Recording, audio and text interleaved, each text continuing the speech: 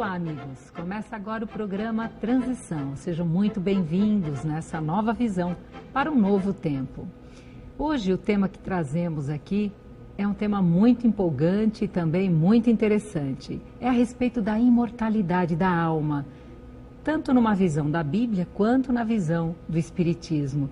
E para falar esse tema, nós temos uma alegria renovada de estarmos aqui com o nosso querido Severino Celestino. Obrigado pela tua presença, Severino. Mais uma vez, eu gostaria de agradecer a oportunidade e me colocar à sua disposição, Delmar. A imortalidade, ela está na Bíblia, Severino? Desde o Gênesis. O Gênesis 2:7 tem lá uma frase muito interessante, que no hebraico diz assim: vai ser Yahvé Elohim. E formou Yahvé Elohim et ha-Adam, o homem.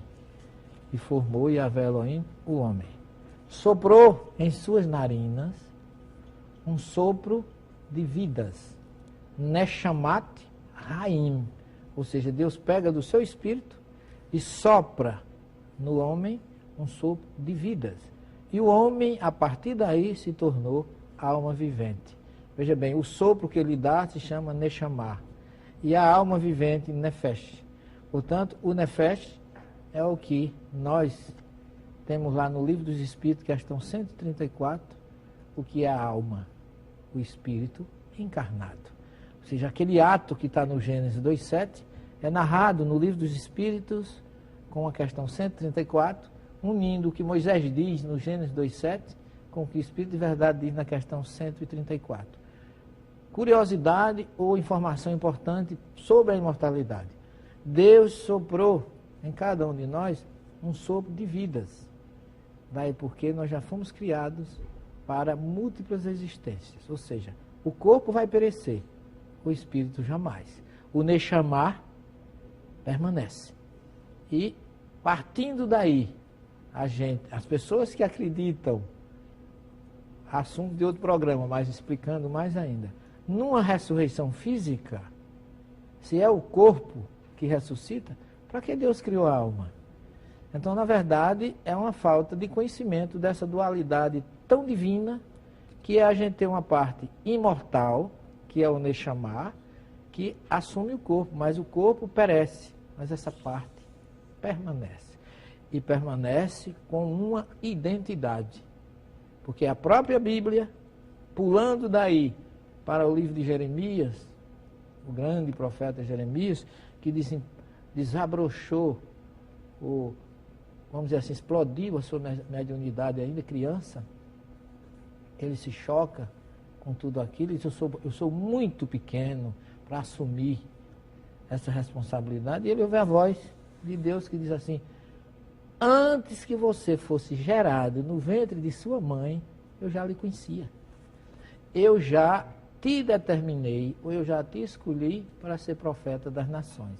Isso eu acho fantástico, porque além de sermos imortais, nós temos uma identidade espiritual reconhecida por Deus, identificada por Deus. A gente não perde a identidade espiritual depois que morre. O corpo morre porque é mortal, mas o espírito imortal permanece e permanece identificado por Deus. Não volta para o todo, como muita gente coloca, mas o Espírito de Verdade explica no Livro dos Espíritos que nós voltamos para um todo espiritual, mas com identidade. É como o caso da gente estar, por exemplo, num auditório lotado de pessoas, estejamos lá, quantos tiverem, tem uma identidade. Tem um CPF, tem um número de carteira de identidade. O Espírito é a mesma coisa. E Jesus completa isso dizendo assim, que o Espírito é como o vento, sopra onde quer. Você não sabe de onde ele vem, nem para onde ele vai. O que você sabe é que ele já existia antes e vai continuar existindo. Portanto, uma identidade e uma imortalidade.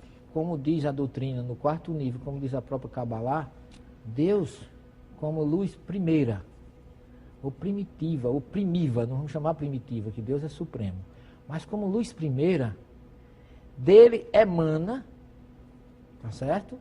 Dele emana tudo que vem depois. Daí porque a Kabbalah chama mundo. Veja bem, o primeiro mundo é o mundo de emanação, que eles chamam Atzilut. O segundo mundo é o mundo de formação, que é o mundo, vamos dizer assim, aquele em que Deus forma o homem, que ele chama Atsilá, do verbo vai ser, que é formar, é o mundo de formação. O terceiro é o briar, é o mundo da criação, vamos dizer assim, a criação material. Então você tem o Bereshit Bará, do livro do Gênesis, que está lá, a primeira frase em hebraico, Bereshit Bará Elohim, no princípio criava Deus. Então, aquele primeiro mundo da criação física, de Deus emana o mundo físico, desse mundo físico emana do seu espírito para a criação do homem, até chegar ao mundo material, que eles chamam Malikuth, ou reino. Isso a árvore da vida cabalística dá isso de uma forma bem mais profunda. O mundo de emanação, o mundo de criação, do verbo bará, ou que eles chamam de briar, o mundo de formação da criação do homem, e até o mundo material, que é o reino Malikuth, só que tudo emana. E aí, o livro dos Espíritos é perguntado de que Deus, de que é formado o mundo. E ele diz que é formado do fluido cósmico universal. E essa emanação divina, na verdade, é um fluido que vai se condensando à medida que vai descendo. E você tem na árvore cabalística, lá em cima, o divino, lá embaixo o material. Lá em cima o bem, lá embaixo o mal. Toda a dualidade de Descartes, todo aquele princípio de dualidade do mundo está no processo da criação. Então tudo emana de Deus, não é que sopra. E essa centelha divina que ele passa para nós, na forma de Neshama, que termina como Nefesh, porque no hebraico, espírito não é como a gente vê aqui, uma só centelha. Lá tem 3 tipos, né? Tem o divino, que é Ruach, que é o sopro, tem o Neshama e tem o Nefesh, que é aquele que Deus une a matéria e forma o homem. E qual é a diferença, então, entre alma e espírito? Para nós espíritas, alma é você é uma alma, porque o seu espírito está unido à matéria. Quando o Neshama divino se une à matéria, para se chamar alma, Nefesh. Para nós, a alma é esse espírito quando toma a matéria. E espírito é quando ele se torna livre, quando ele volta para o mundo espiritual. O católico chama a alma o que a gente chama de espírito. Depois que você morre, desencarna, aí o que sai de você é a alma. Para nós, não. A alma já estava conosco, depois que volta é que passa a se chamar de espírito. E que outras passagens da Bíblia nós encontramos esse ponto da imortalidade da alma? Inúmeras. Não tem só uma.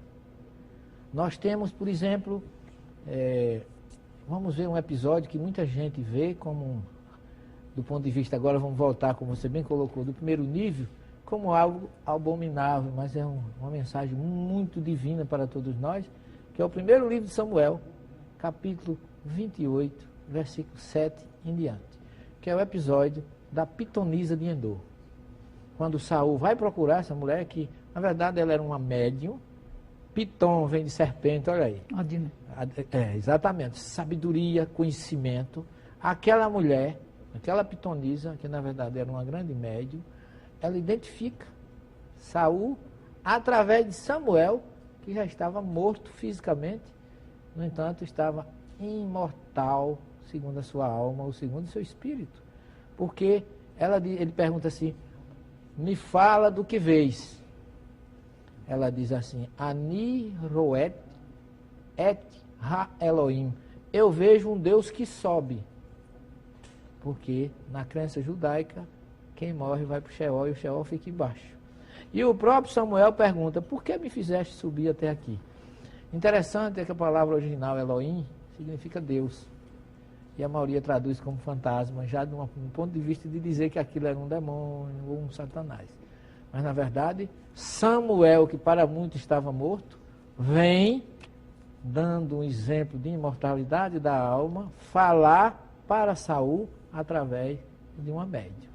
Portanto, o que nós espíritas somos instrumentos todos os dias, e deixemos bem claro, nós não vivemos evocando o espírito como a maioria das pessoas pensa. Eu sou médium desde criança. Sou espírita há 30 anos. Nunca evoquei um espírito. Apenas dirijo minhas preces a Jesus, aos seus mensageiros de luz, mas os espíritos amigos sempre me procuraram, e os necessitados também, que eu comecei com os necessitados. Que mal existe em atender aqueles que nos procuram, que são os espíritos sofredores, necessitados, como alguém que nos pede uma esmola no portão da nossa casa. Que na hora que você o atende, ele agradece a Deus, lhe recomenda a Deus e vai embora. Então os espíritos não são essas coisas abomináveis criadas pela desinformação do ser humano. São pessoas que, como nós, viveram aqui, agora estão no outro plano, imortais, e daí porque eles nos procuram como meio de lenitivo para as suas necessidades, para o seu sofrimento e para a sua carência. Então Samuel estava morto para muitos e vem de uma forma imortal trazer uma mensagem para Saul e uma mensagem verídica, porque todo mundo fala do episódio, mas não se lembra que a pitonisa, tudo que ela disse aconteceu. Samuel disse, como não seguiste a Deus, amanhã estarás comigo, e no outro dia ele foi morto. Fisicamente foi para a parte espiritual, mas continuou Saul imortal e reencarnando quantas vezes seja para resolver as suas diferenças e seus atrasos. Um episódio que eu não posso deixar de complementar o que você me pergunta é a famosa transfiguração de Jesus no Monte Tabor, lá na Galileia, bem perto de Nazaré. A gente sai de Nazaré para Cafarnaum e logo no meio da estrada já divisa lá o Monte Tabor, maravilhoso, vislumbrante, que a gente parece estar vendo a luz de Jesus ali aquele arco-íris espiritual, e ali Jesus realizou o maior exemplo e a maior reunião de imortalidade que se pode ter notícia no Evangelho.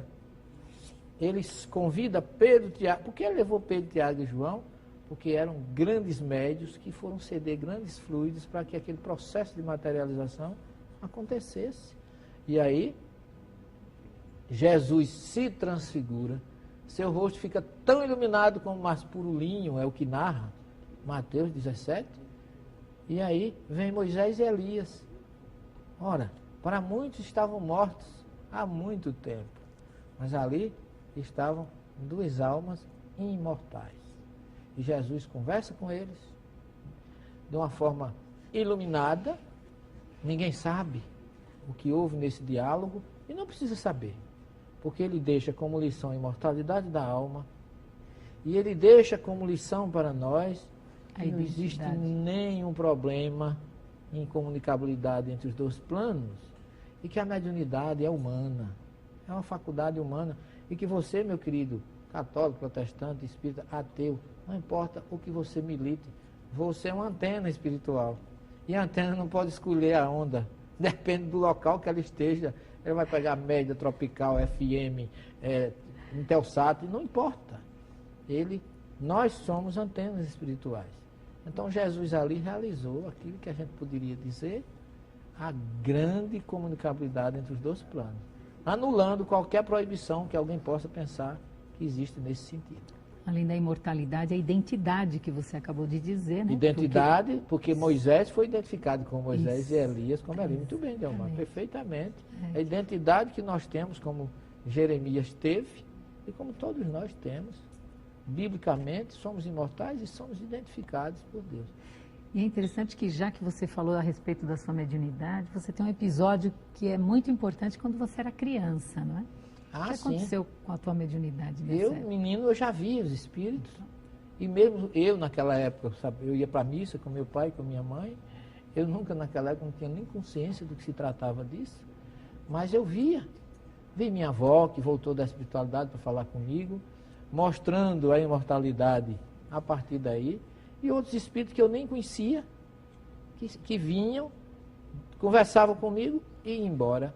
O que é que uma criança de 6 anos tem de maldade para repelir ou aproximar ou atrair esse tipo de faculdade que é do homem, nasceu como o primeiro homem, quando vamos simbolicamente chamando, Adão foi o primeiro médium, porque nós somos intermediários entre os dois planos.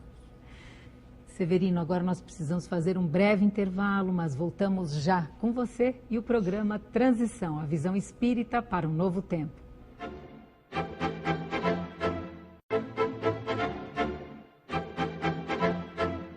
Companhia Teatral Operários do Palco e a Editora Ide têm o prazer de apresentar o espetáculo Herdeiros do Novo Mundo.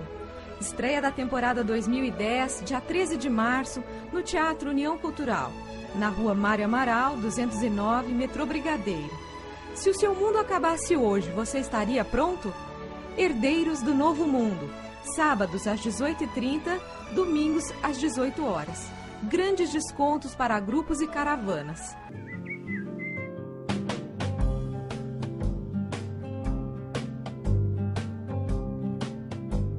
Rádio Boa Nova, a comunicação em prol de um mundo de regeneração.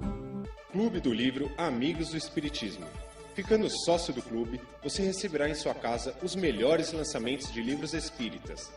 Não perca essa oportunidade de ter os melhores livros pelo menor preço do mercado. Inscreva-se já, ligando 11 2979 2157 ou acesse www.amigosdoespiritismo.com.br.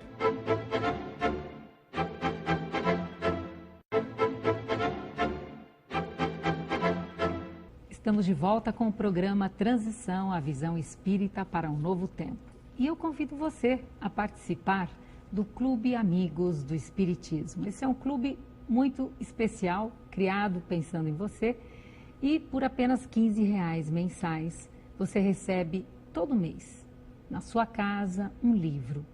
Para se associar, é só entrar no site www.amigosdoespiritismo.com.br. Faça parte desse clube, se associe.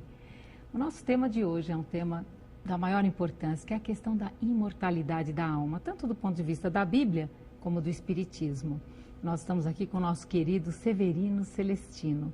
E a pergunta que eu te faço agora, Severino Celestino, é a seguinte: você falou da transfiguração de Jesus no Monte Tabor.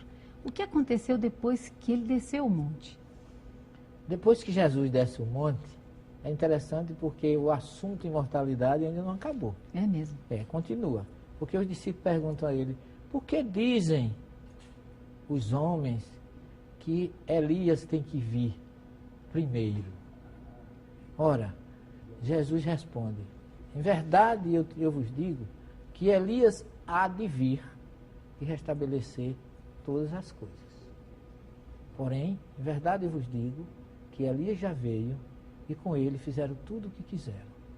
E os discípulos, conclui Mateus, os discípulos entenderam que era de João Batista que ele estava falando. Então, veja que coisa interessante. Por que Jesus estava falando de João Batista? Porque João Batista acabara de ser degolado por Herodes. Daí porque Jesus disse que fizeram com ele tudo o que quiseram, que ele já tinha vindo. Mas, antes de Jesus dizer isso, ele já tinha falado lá em Mateus, capítulo 11, versículo 10 a 14, referindo-se a João Batista, que ele era o Elias que devia voltar. Então, Elias, ele é o Elias que devia voltar. E quem tiver ouvidos, que ouça. Ou seja, quem quiser que entenda o que é que eu estou dizendo, que eu estou falando, que João Batista nada mais é do que Elias. Portanto, Elias, o espírito de Elias habitou Elias, que morreu, o espírito é imortal, volta como João Batista, que morre degolado, mas Jesus deixou uma senha aí, fantástica, que a gente não presta atenção e que muitos teólogos não conseguem explicar. Em verdade eu vos digo que Elias há de vir restabelecer todas as coisas. Ora, Jesus está dizendo para nós que Elias ainda vai voltar. Mas vai voltar agora para quê? Para restabelecer todas as coisas.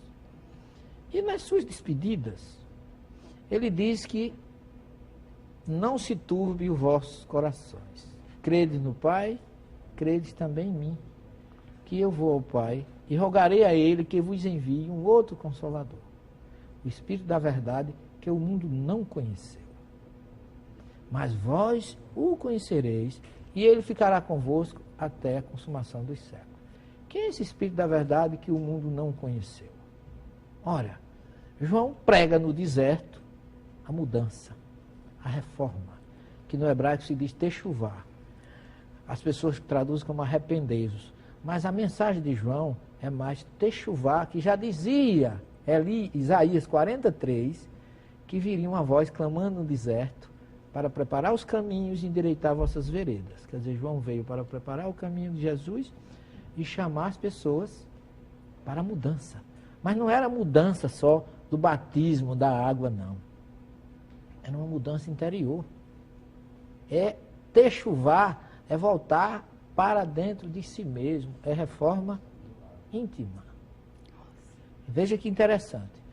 Alguém veio pregando reforma íntima e o mundo não conheceu. O mundo não lhe deu.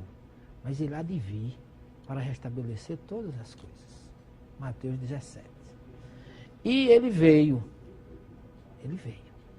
Ele já veio na minha concepção, porque ele estava lá na criação do homem 2:7, como Yahvé. Jesus vem, prepara tudo. João vem, identifica, eis o Cordeiro de Deus, e depois vai embora.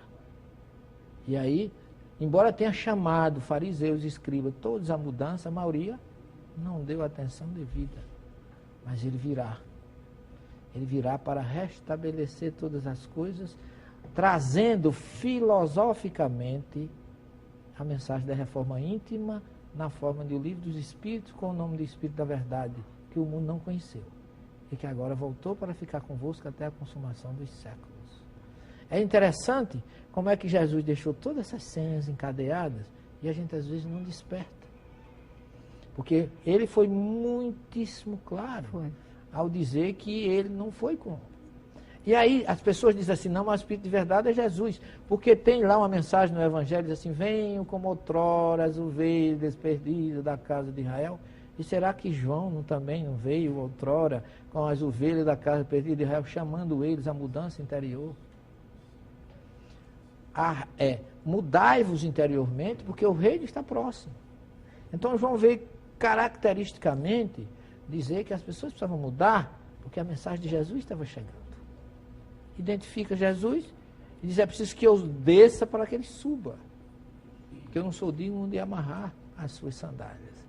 Então, observe quanta imortalidade da alma, desde a criação, desde Jeremias, o próprio Jesus, Elias como João e Elias como Espírito de Verdade, para vir restabelecer todas as coisas, fazendo a mesma coisa que João fez, pedindo que a gente se reforme interiormente. Você quer mudar o mundo? Mude você mesmo.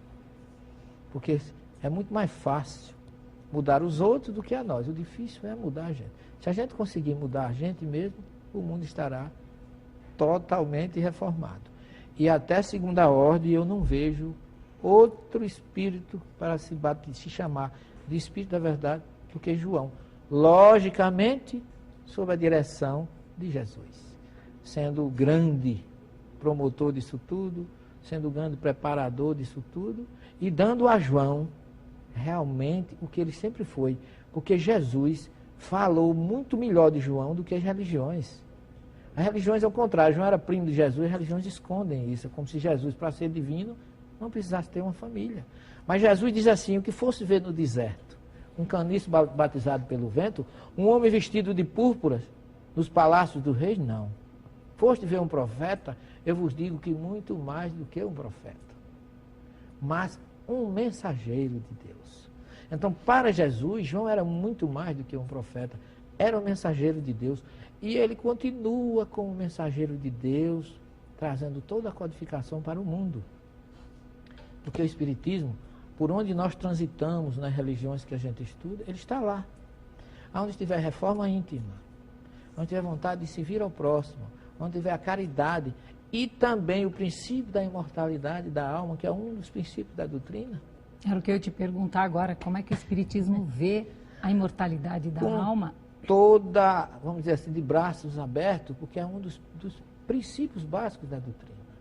A reencarnação, a imortalidade da alma, múltiplas existências, mundos habitados e outros parâmetros, mas a imortalidade da alma é um dos primeiros. Então, o Espiritismo vem exatamente de encontro, ou conformar, ou completar, e explicando de forma, como diz o Evangelho segundo o Espiritismo, logo no seu primeiro capítulo, a mensagem do Espírito israelita, que o Espiritismo é a chave através da qual tudo se explica de modo fácil. Porque Moisés iniciou, Jesus continuou, o Espiritismo arrematará. É assim que ele coloca. E Severino, qual é o consolo que essa certeza da imortalidade da alma pode trazer para as pessoas no Nossa, dia a dia? Minha filha, eu acho que é tudo. É tudo. Por isso que é o consolador prometido, mas consola por quê? Porque informa.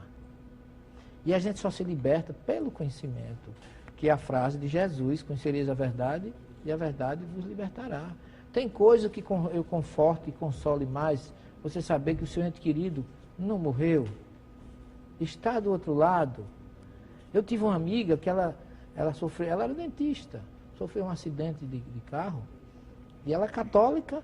Eu tinha uma Bíblia no consultório, com um texto dentro, e ela desencarnou num acidente de automóvel e com 15 dias veio nos visitar, em espírito.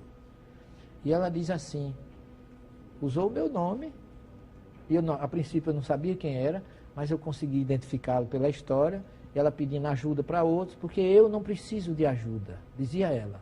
Eu estou muito bem, ela era viúva, o meu marido estava me esperando.